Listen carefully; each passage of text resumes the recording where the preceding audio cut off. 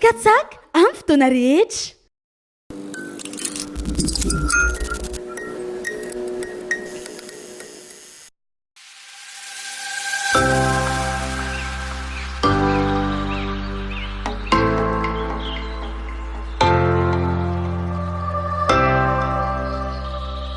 Raha ohatra zany ka hoe mifindra daholo ny rehetrarehetra dia tsy maninona afaka mifindra zay.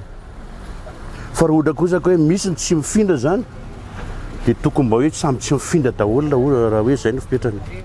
Coopérative eto zao maromaro any efa misy telopolo mahery. Dia nefa hoe eo amin'ny fito zany hoe tsy mifindra.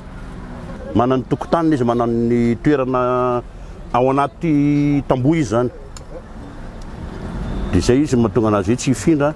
Dia ohatrany anay moa tia amorona arabe ohatra zao. Dia izy zany no hoe mahatonga anay hoe hafindra ny zareo. Le cliente sika le client-nay zany tsy mety satria hoe raha makany andotam-pianaka zay dia mandoa an'le frena taxi dia zay zany tsy mampety azy satria hoe lasa maty zay. Ny angatahanay zany mba ho ambadika verina amin'ny gare routière taloha ho ambadika ny total. Satria zao neo zao lasa place régional zao lasa mipetraka ao. Nefa teo ny tena gare routière hatramin'izay ambadika ny total eo. Dia io zany ny angatahanay mba hiverina ho an'ny taxi brousse nationale le izy. Le hoe hifindra eny andotam-pianaka mitaka ny efa eto zany nahazatra le olona dia somary sarotrarotra be ny mbola mamolaka indray zay amin'le fitaterana zany. Eny andotam-pianaka zao no andeha ho any Tamatavy lavitra be. Na ny embouteillage fotsiny aza dia tena sarotra be ny ivoahany eto Antananarivo. Tafiditra ao anatin'ny fanatsarana ny tontolon'ny fitaterana an-tanety zay ny fanatsarana ny tobim-piatsonana.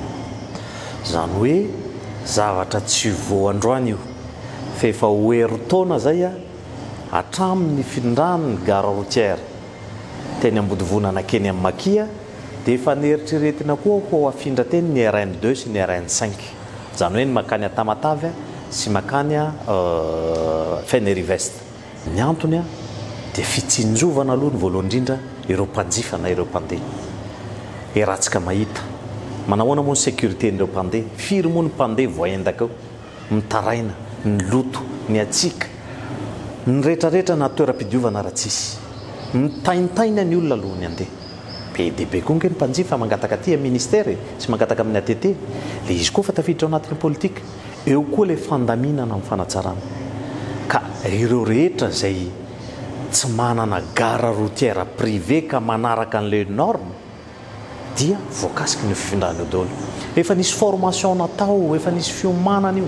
Mety misy tsy teo angambana tamin'ny fampiresahana ny olona sasany, fa everiko fa mbola tsy tara, mbola afaka mifampiresaka foana. Nisy fiomanana zany tao ary note zay nataonay ny daty tamin'ny 3 septembre zay à partir ny 20 septembre zany ny fifindrana. Zany hoe nisy fampandrenesana, nisy fiomanana. Zay aloha tsy mbola niteny hoe fito, tsy mbola tsy zay nametraka an'izay fito zay, fa niteneninay dia hoe gare routière privé manaraka norme, misy texte, misy norme ny atao hoe gare routière privé. Ka zay nahafeno fepetra amin'io kosa dia voaron'ny lalàna, tsy hita zay tokony kitihana azy. Fa zay isa fito zay tsy mbola nivoaka taty aminay zay. Raha mahakasika hoe ny client zatra tety, teo daholo koa ny RN4 taloha teo ny RN6 taloha, ny RN1.